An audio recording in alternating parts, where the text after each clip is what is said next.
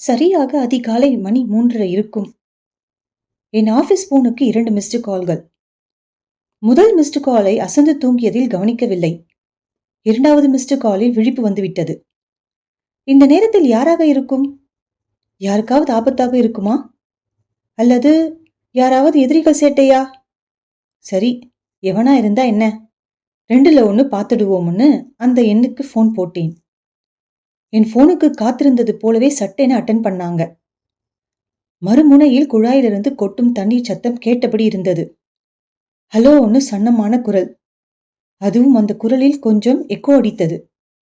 அதுவும் ஒரு பெண்ணின் குரல். ஆக நான் யூகித்தேன், அவள் பாத்ரூம் தண்ணீரை திறந்துவிட்டு என்னிடம் பேசுகிறாள் என்று. ஒருவேளை யார் போனில் என்று வீட்டில் யாராவது கேட்டால், நான் போன் பண்ணல, யாருன்னு தெரியல, எனக்கு போன் வந்தது, நான் அட்டன் பண்ணேன் என்று தப்பித்துக் கொள்ளத்தான் எனக்கு மிஸ்டு கால் கொடுத்து அழைத்திருக்கிறாள் என்று தோன்றியது. கூட்டி கழிச்சு யோசிச்சா செம விவரமான பொண்ணாதான் இருக்கும்னு நினைச்சேன். ஏன் இந்த நேரத்தில் மிஸ்டு கால்? யார் நீ? உனக்கு என்ன வேணும்? நேரம் காலமில்லையா? இப்படி ஏதும் கேட்காமல், சொல்லுமா, என்ன உன் பிரச்சனை? உனக்கு நான் என்ன செய்யணும் என்று நேராக விஷயத்துக்கு வந்தது அவளுக்கு சந்தோஷத்தையும் நம்பிக்கையும் தந்திருக்கும்.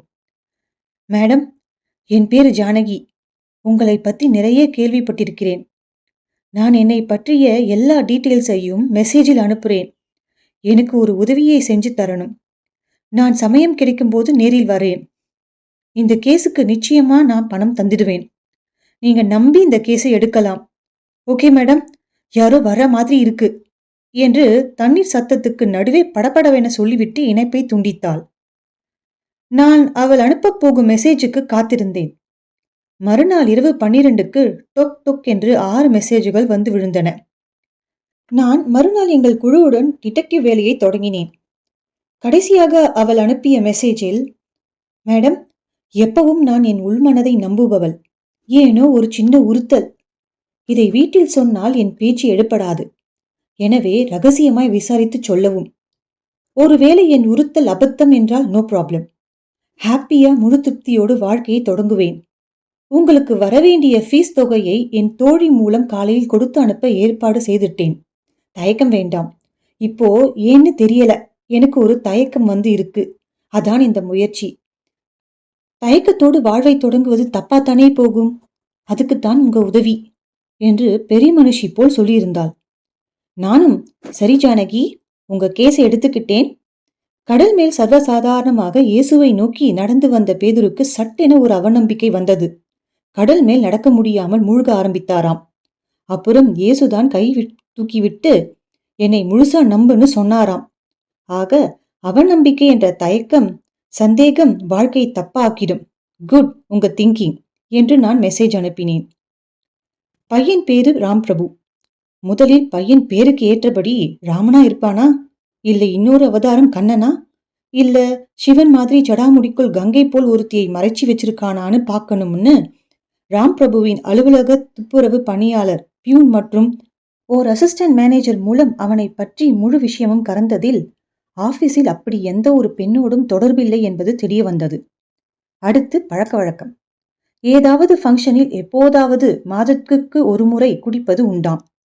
போதை வஸ்து பழக்கம் ஏதுமில்லை. சோ இந்த காலத்தில் இவன் நல்ல பையன்தான். பிறகு சொத்து விவரம். ரிஜிஸ்டர் ஆபீஸில் நம்ம ஆட்கள் விசாரித்ததில் எல்லாம் இவங்களுடையதுதான்.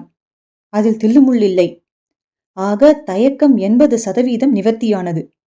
ஜானகிக்கு நான் அனுப்பிய மெசேஜில், ஜானு, எல்லாம் சரியா இருக்குங்க, நீங்க சொன்ன எல்லாமே பக்காவா 80% சரியா இருக்கு என்றேன். ஜானுவிடமிருந்து அமைதி.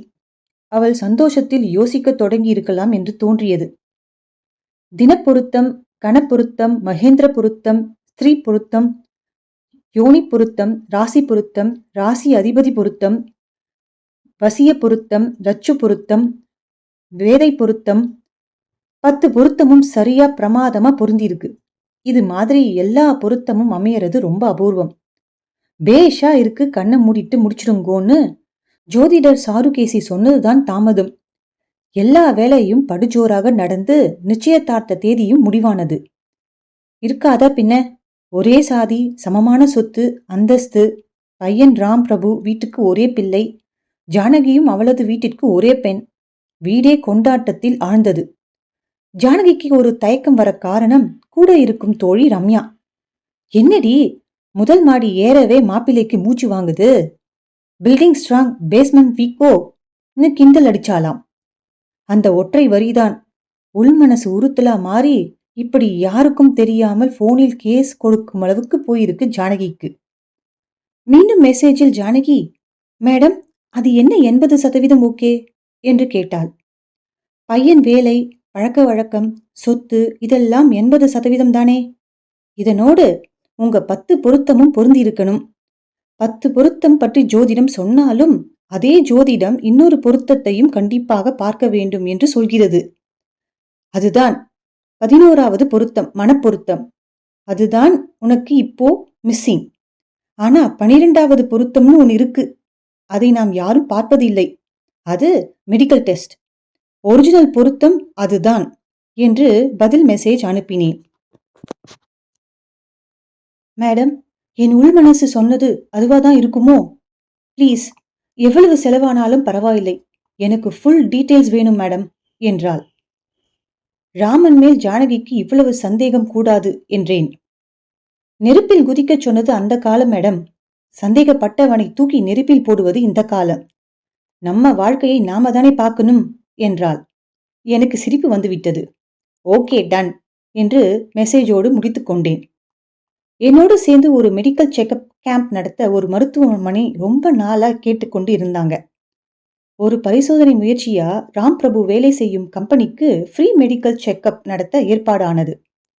எல்லோருக்கும் சுகர், பிளட் பிரஷர் செக் செய்து உடல் எடை குறைத்தல் பற்றிய ஆலோசனை நடத்த ஏற்பாடு. அலுவலகத்தில் இப்படி பரபரவென பரிசோதனைகள் நடந்து கொண்டிருந்த போது ராம் பிரபு மட்டும் முகத்தை கடுகடுவென வைத்துக்கொண்டு, நாங்க எல்லா டெஸ்டும் எடுத்து சரியாத்தான் இருக்கோம், அனாதைக்கும் இல்லாதவனுக்கும் எடுங்க, எனக்கு தேவையில்லை என்று சொல்லி ஃப்ரீ அட்வைஸ் கேம்பை உதாசீனப்படுத்தி விட்டான். எங்கள் திட்டம் அம்பேலானது. அவனின் அந்த வார்த்தையையும் அவன் தனி மனித கேரக்டர் சார்ந்தது என்பதால் அவன் மதிப்பெண் கீழிறங்க தொடங்கியது. ஆனால் இப்போது அவனின் அந்த எரிச்சலான காரணத்தோடு மாடிப்படி ஏறும்போது மூச்சு வாங்கியது ஏன் என்ற கேள்வியும் ஒன்றாக சேர்ந்து கொண்டு இன்னும் கவனமாக நெருக்கமாய் அவனை கண்காணிக்க ஆரம்பித்தோம். சரியாக காலை 10 மணிக்கு ஜானகிக்கு ஒரு மெசேஜ் போட்டேன். வீட்டில் எல்லோரையும் ஒரே இடத்தில் உட்கார வை. அவர்கள் இருக்கும்போது ஸ்பீக்கரை ஆன் செய். நான் பேசுகிறேன் ஜானகி என்று மெசேஜ் போட்டேன். அதேபோல் ஜானகி எல்லோரையும் ஹாலில் உட்கார வைத்தாள். எதுக்கு எல்லோரையும் ஒரே இடத்துல உட்கார சொல்ற என்று வீட்டிலுள்ளோர் கேட்டபோது, இது என் கல்யாணம் பற்றிய விஷயம், டிடெக்டிவ் யாஸ்மின் பேசுவாங்க கேளுங்க, அப்புறம் என்னை திட்டுங்க உதைங்க, எல்லாத்துக்கும் தயார்னு சொல்லியிருக்கா. நான் போன் செய்தேன், பேசினேன். தோழி ஜானகி, 3 வாரத்துக்கு முன் உங்கள் பெற்றோருக்கு தெரியாமல் நீங்கள் திருமணம் செய்ய போகும் மாப்பிள்ளை ராம் பிரபு பற்றி டிடெக்டிவ் செய்ய சொல்லி இருந்தீர்கள். விசாரித்தோம். திருமணம் என்பது 1000 காலத்து பயிர் அல்லவா? எனக்கு தெரிந்து சொத்து அவருடையது. எந்த கெட்ட பழக்கமும் இல்லாத நடத்தை அவருடையது. படிப்பும் நல்ல பதவியும் அவருடையது. 10 பொருத்தம் கொண்ட ஜாதகமும் அவருடையது. கூடவே எந்த நேரமும் எதுவும் நடக்கக்கூடிய உயிருக்கு ஆபத்தான நோயும் அவருடையதுதான். அதற்காக விலை உயர்ந்த மருத்துவ சிகிச்சையும் எடுத்துக்கொள்வது தெரிய வந்தது. அவர் சிகிச்சை செய்யும் டாக்டர் மூலம் அதை உறுதி செய்துள்ளேன். அதைவிட ஆச்சரியம் ஒன்று சொல்லட்டுமா? சாகும் முன் தன் மகனை திருமண கோலத்தில் மாலையும் கழுத்துமாக பார்க்க அவரது பெற்றோர் ஆசைப்பட்டிருக்காங்க. அதைவிட முக்கியம், ஜானகியின் ராசியும் மாங்கல்ய பலமும் கூட ராம் பிரபுவின் ஆயுசை கூட்டிவிடும் என்று ஜோஷியர் சொன்னதாகவும் தெரியுது. இது அந்த ஜோஷியர் கூட இருக்கும் ஒருவருக்கு பணம் கொடுத்து கேட்டறிந்த செய்தி.